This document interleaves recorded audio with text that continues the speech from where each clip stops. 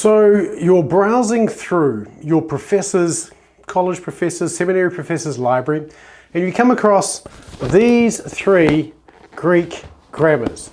Which one do you choose to pick up? Which one do you decide to buy? Well, in this video, we're going to talk about just that. So let's get into it.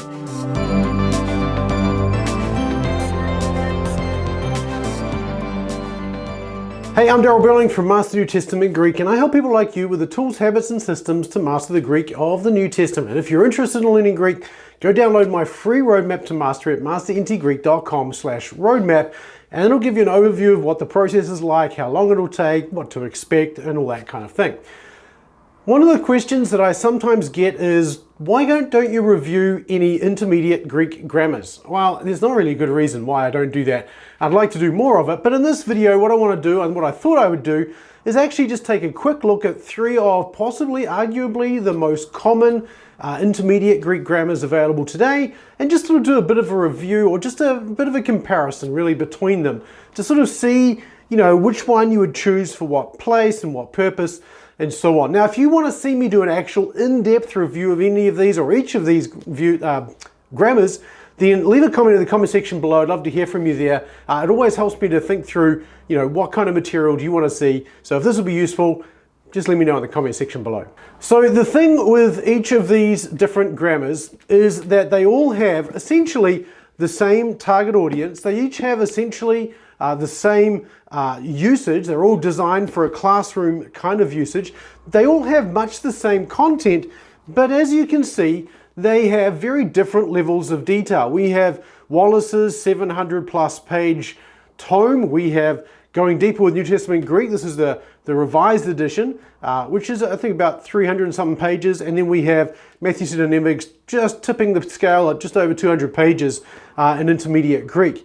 Which one of these is going to be the best for you, particularly to help you choose one of these to purchase? So I'll leave a link in the description below to let you know where you can get a copy of these for yourself.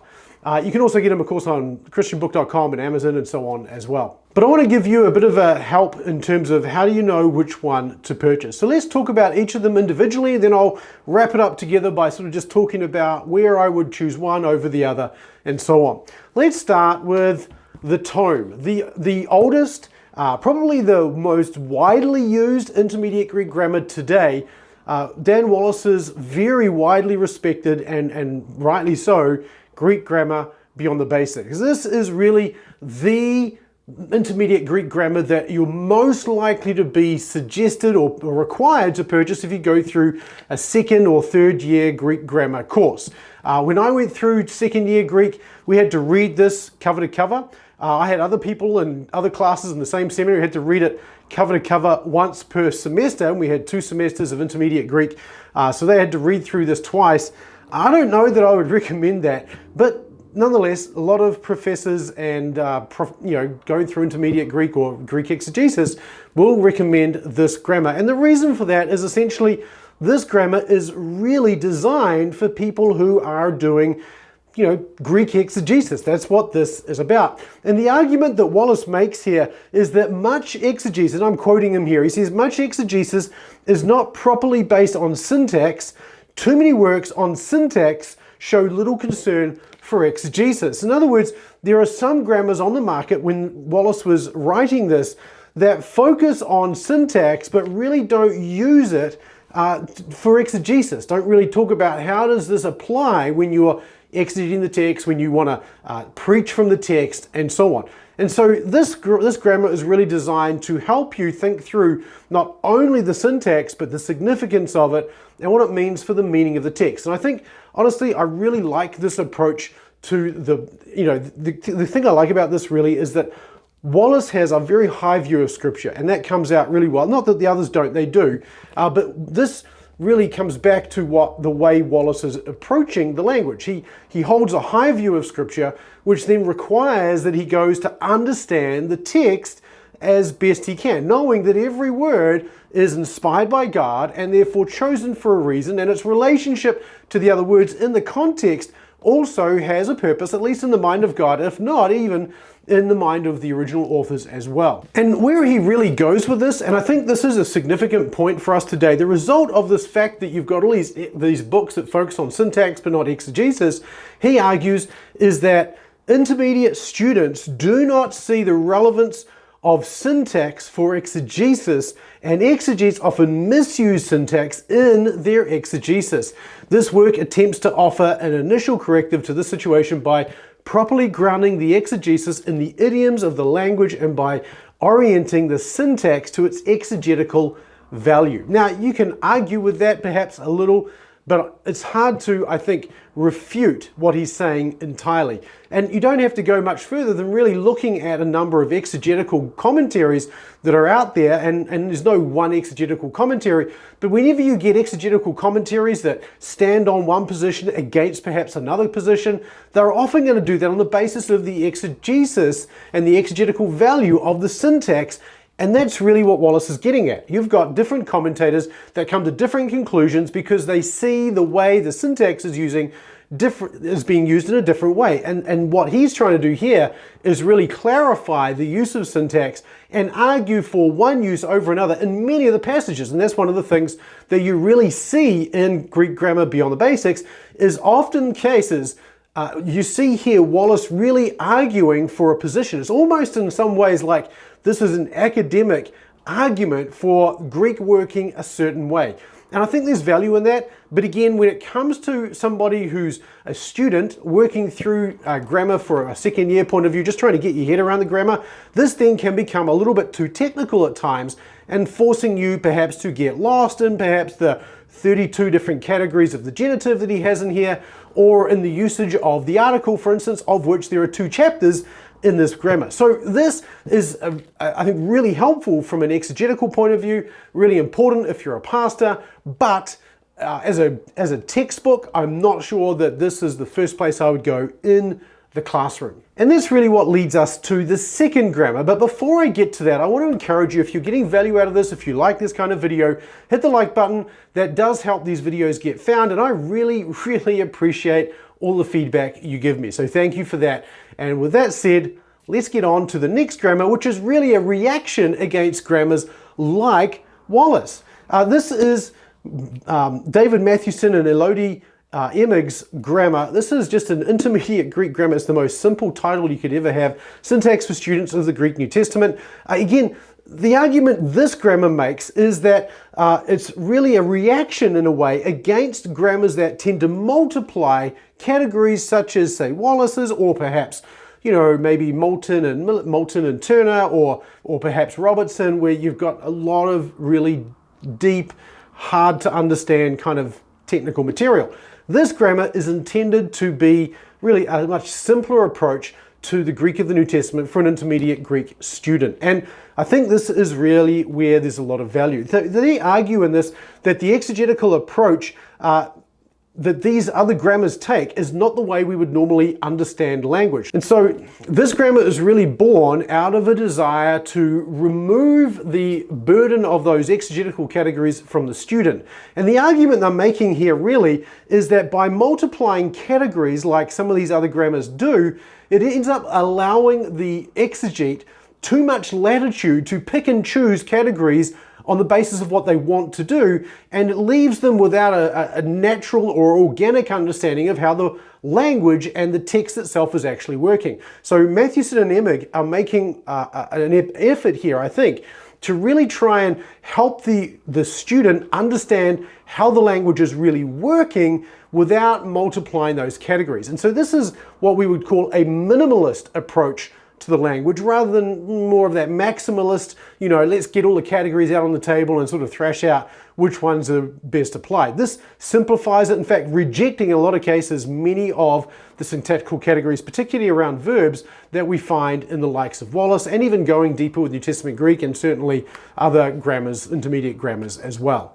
The problem, of course, with having too many categories means that we tend to have this artificial understanding of what the text is saying rather than understanding it as more of a a real language. We don't understand our own language on the basis of syntactical categories, so why would we do the same with an ancient language? Why wouldn't we try to simply understand the original message the way the authors wrote it, rather than try and build out all these different categories and so on and so forth? Now, again, I think there's value in the exegetical process, so I don't want to undermine that. But at the same time, I really like the organic approach to the language that this grammar takes. And it is much easier, particularly around things like participles.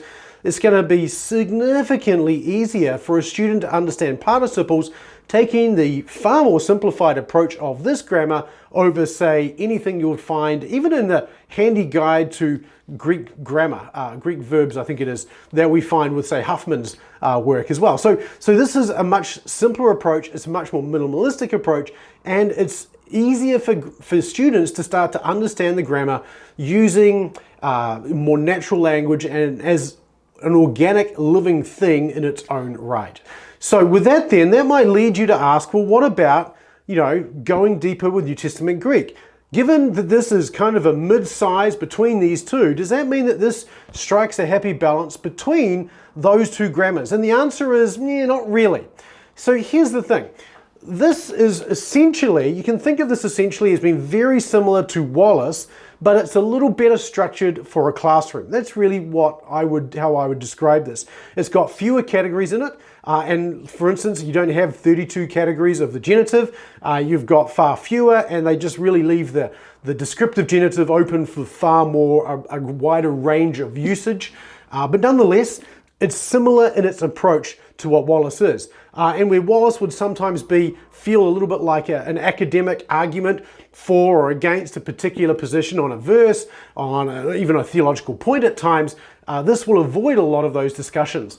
In other words, at times, Wallace feels a little bit like he's defining and defending elements of the language, where Kostenberger, Merkel, and Plummer, and going deeper with New Testament Greek, they don't do that. They're focused just on saying what is, and then giving you some examples of that. Which means that where in Wallace you're going to get loads of examples, in Kostenberger, Merkel, and Plummer, you'll get 2, 3, sometimes 4 examples, somewhere around there, and then you move on to the next syntactical category in order to understand that. So it's very simple relative to Wallace, but it's very consistent with Wallace. And so if you are going to be working in a classroom, like if you're a professor and you're teaching second year Greek, this may be a better option for your students, because it's going to prevent them from getting lost in genitives and the article and so on and so forth.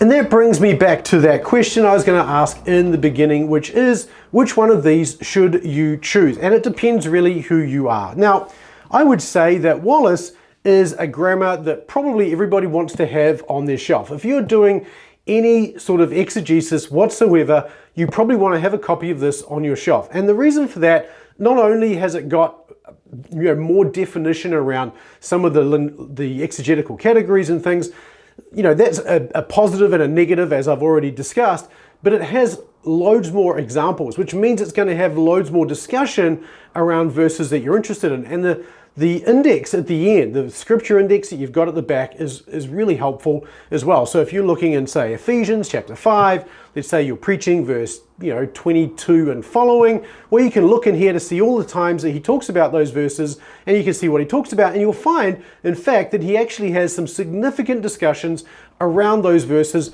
from an exegetical point of view that you probably want to include in your preaching.